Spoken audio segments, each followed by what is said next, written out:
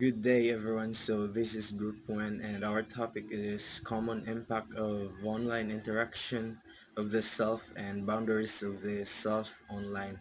So, this is for educational use only. Our group is allowing our instructor, Mr. Roldan Ardines, to use this as an educational material. So, these are the members of Group 1. We have Kent Eduardo Nogpo, Nino Manuel Revelies, John Eric Ribadomia, Vicoel Gulben, Jared Regalado, Rolnick Cagas, and James Lawrence Libongkogon, and Krister Lois Baybayan. Our agenda of our report is first we have common impact of online interaction of the self, which has impact on self-esteem, effects on social skills, cyberbullying and negative online, impact on well-being, and for the boundaries of the self online, which has privacy settings, online reputation, personal information, and time spent online. For the learning outcomes of our topic, so at the end of the report, students will be able to know the common impact of online interaction of the self, and second is to know the boundaries of the self online, and third, to know the difference between common impact of online interaction of the self and boundaries of the self online. Common impact of online interaction of the self. Online interactions can have both positive and negative impacts on an individual's self-esteem. So the positive impacts include increased social support, increased self-disclosure, and positive feedback. So the increase of social support is online interactions can provide individuals with sense of social support and belonging, which can boost their self-esteem. So the second one is the increase self-disclosure. So the online interaction can increase the self-disclosure by allowing individuals to express themselves more freely, leading to increased self-awareness and self-esteem. And the last one is the positive feedback, like positive comments, likes, and other forms of social validation that can boost an individual's self-esteem. So here are the negative impacts of online interactions. So it includes cyberbullying, social comparison, unrealistic expectations. So first is the cyberbullying, like negative comments, harassment, and cyberbullying can have a significant negative impact on an individual's self-esteem. Like it can cause depression, anxiety, and the other one is social comparison. So like we compare ourselves to the other. Online interactions can lead to social comparison which can negatively impact self-esteem, especially if the individual perceives themselves as inferior to others. So like like the one I said earlier, comparing to others. And the last one is the unrealistic expectations. The idealized versions of people's lives that are often presented online can create unrealistic expectations. So, unrealistic expectations can lead to feeling of inadequacy, I mean inadequacy and low self-esteem. So overall, the impact of online interactions on the individual self-esteem can be complex and dependent on various factors, including the nature of the interaction, the individual's personality and self-perception, and the social context in which the interaction occurs. So that's all for the positive and negative impacts of social interactions. Excessive use of online communication, especially social media, can lead to a decrease in social skills by limiting opportunities for real-life social interactions, reducing empathy and understanding of others, and limiting exposure to diverse perspectives. And here are some ways it can impact an individual's social skills. We've got social anxiety. Excessive use of online communication can lead to a social anxiety as individuals become more comfortable communicating online and less comfortable in face-to-face school situation.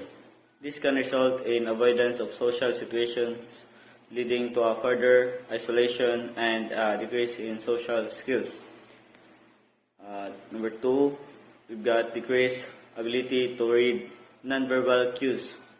Online communication lacks nonverbal cues such as facial expression, tone and voice, and body language.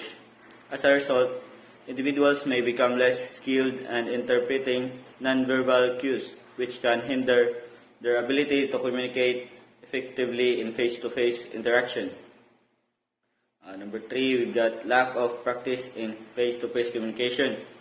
Excessive use of online communication can result in a lack of practice in face-to-face communication, leading to a decrease in social skills. This can also lead to difficulty in building and maintaining relationships which are important for social and emotional well-being. And we've got also depending on online communication. Excessive use of online communication can lead to a dependence on it, making it difficult for individuals to communicate effectively in face-to-face situations. This can lead to feeling of isolation and loneliness, which can further impact social skills. Overall, excessive use of online communication can have negative effects on an individual's social skills. It is important to strike a balance between online and face-to-face communication to maintain and improve social skills. And we also need to build our confidence in order to make ourselves better and improve our own facial expressions, tone of our voice, body language, and can communicate without fear, and lastly, be more confident of ourselves. Cyberbullying and negative online interaction. Cyberbullying is the use of technology to harass, intimidate, or humiliate another person. Negative online interaction, more broadly, can encompass a range of harmful or hurtful behavior, such as spreading false rumors, posting mean comments, or sharing private information without consent. Both cyberbullying and negative online interactions can have serious consequences for those involved, including mental health issue, social isolation, and even physical harm in extreme cases. The effects of cyberbullying also including mental health issues, increased stress and anxiety, depression, action out violently, and low self-esteem. Cyberbullying can also result in long-lasting emotional effects, even if the bullying has stopped. It is important for individuals and society as a whole to take steps to prevent and address cyberbullying and negative online interactions. This may involve educating people or proper online behaviors and the potential impact of their action, creating safe and supportive online communities, and enforcing law and policies that discourage and punish harmful behavior. Additionally, individuals who are victims of cyberbullying or negative online interaction should seek help and support from trusted friends, family, or mental health professionals. Cyberbullying refers to the use of technology, such as social media texts, messaging, or online forums, to harass, intimidate, or harm someone. It can take many forms, including sending meme or retaining message, spreading rumors, sharing embarrassing or private information, or creating fake profile or accounts to im- impersonate or humiliate someone. Cyberbullying can be particularly harmful because can happen anonymously, reach a large audience quickly, and be difficult to escape. Negative online interaction can refer to any form of negative or harmful behavior that occurs online, including cyberbullying, but also encompassing other behaviors such as online harassment, hate speech, and trolling. It can also include actions such as spreading misinformation, sharing harmful contents, or engaging in online arguments or disputes in a way that the hurtful or damaging to others. Negative online interaction can have serious consequences, both for individual and for society as a whole, including mental health issues, social isolation, and even violence or extremism in some cases. One of the common impact of online interaction of the self is on well-being.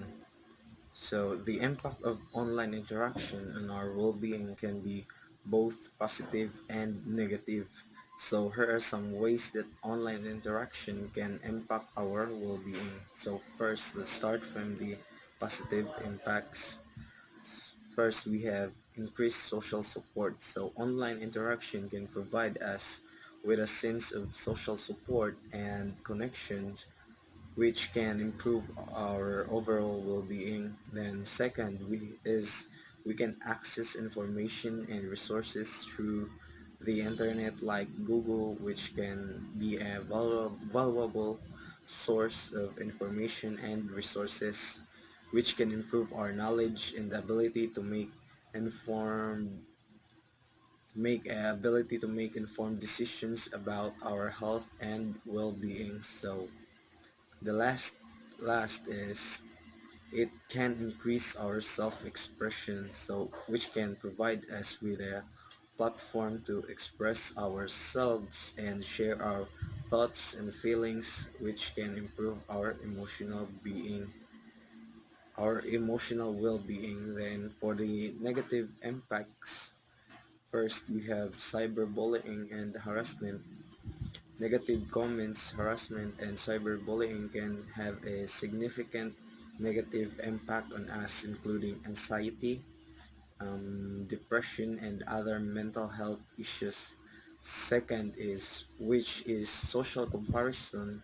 Online interaction can lead to social comparison which can negatively impact an individual's well-being, especially if they perceive themselves as inferior to others. Then last is addiction. Addiction is excessive use of online interaction can lead to addiction which can negatively impact on us by interfering with their daily life and relationships to their family, especially it takes time, it affects your time. So the impact of online interaction on an individual's well-being can be complex and dependent on various factors, including the nature of the interaction, the individual's personality, and the self-perception and the social context in which the interaction occurs. It is important for that individual to be mindful of their online interactions and prioritize to self-care and well-being. Boundaries of the self online. Another thing that we are going to talk about is the time we spent online, or just simply about how long or how much time we spent online. Indeed, that online interaction has so many impacts to us and to ourselves.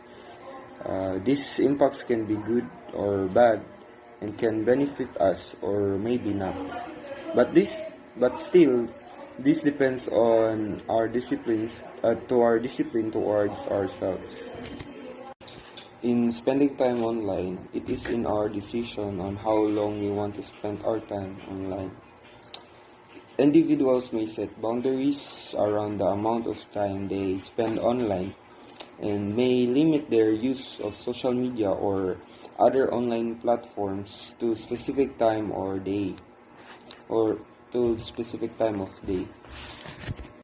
Some people give time limit on how much time they are going to spend online, or maybe they only go online in breaks or in their free time. And also, some people organizes their time by dividing their time on their important works or studies and time to spend online. And also by setting boundaries and limiting their use of social media. This shows your discipline on yourself because social media and other types of media may affect our productivity as a student.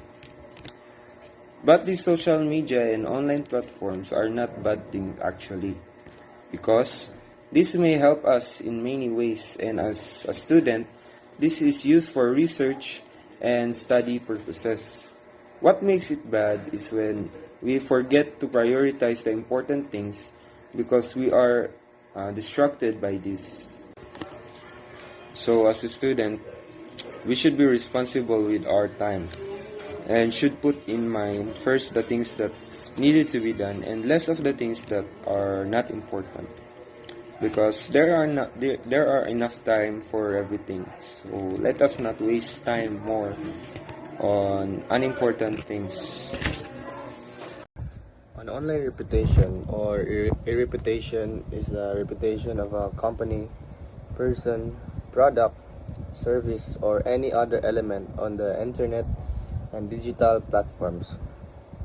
This online reputation is impacted by the content an organization distributes, the reaction of an interaction with a web user's activity on social networks, the things online that you have liked, shared, and commented on, as well as what others have shared about you, may shape what other people think about you. This is your online reputation. Your online reputation could affect how people think about you or even behave towards you.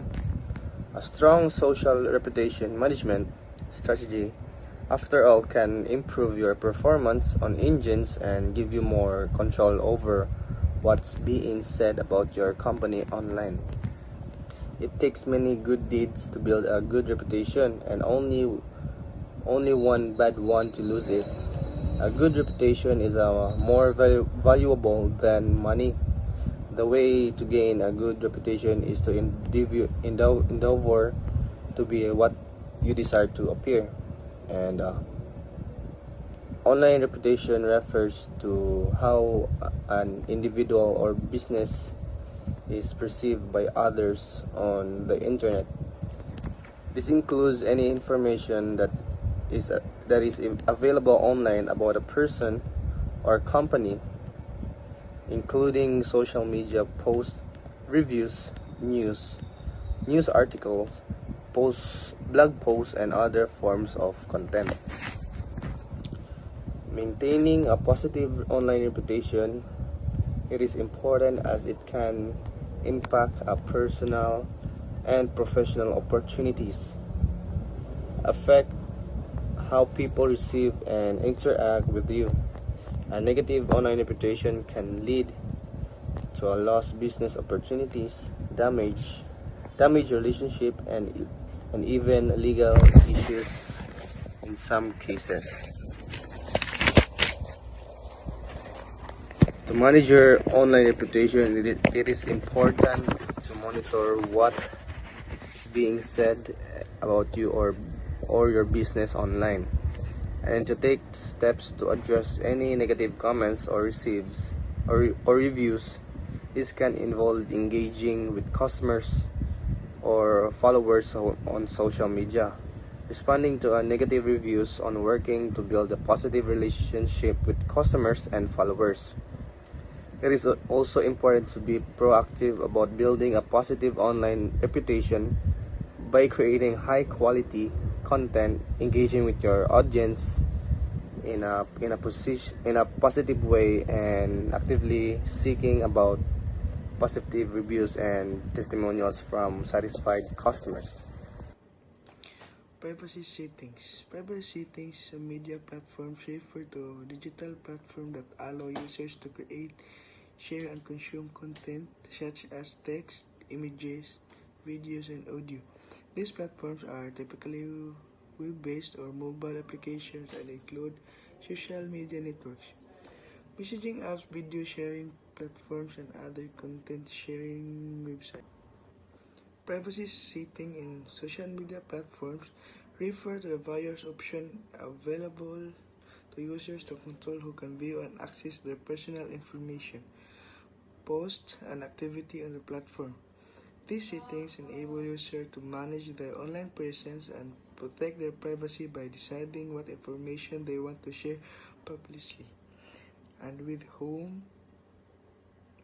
To apply these privacy settings in understanding yourself, it's important to take a step back and evaluate the personal information you are comfortable sharing online and what you prefer to keep private.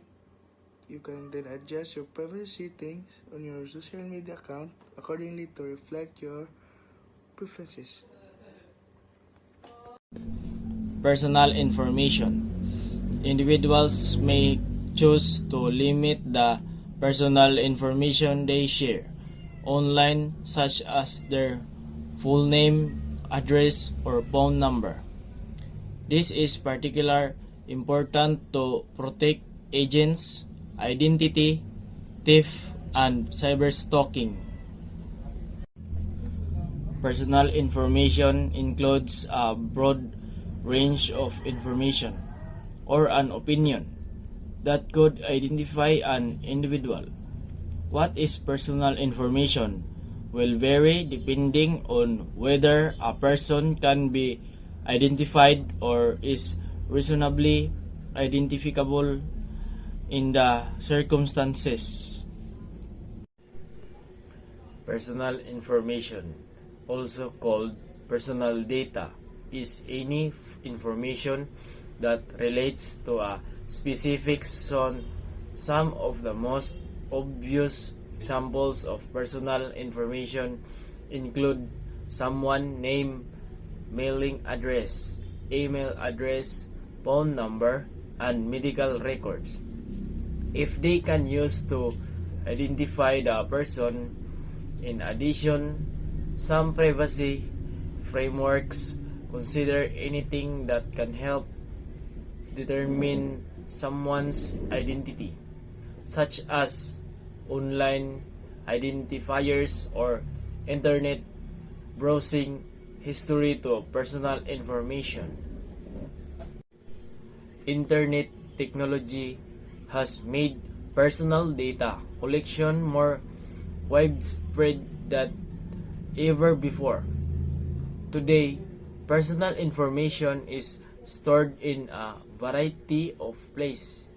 For instance, web applications, social media platforms, and networks, employers, or health care providers all might have data about a given person stored in digital form on servers all over the world. That has important implications of data privacy, as people may have less control over who can see their personal information that they want. There are several legal definitions of personal information and personal data under various types of privacy legislation.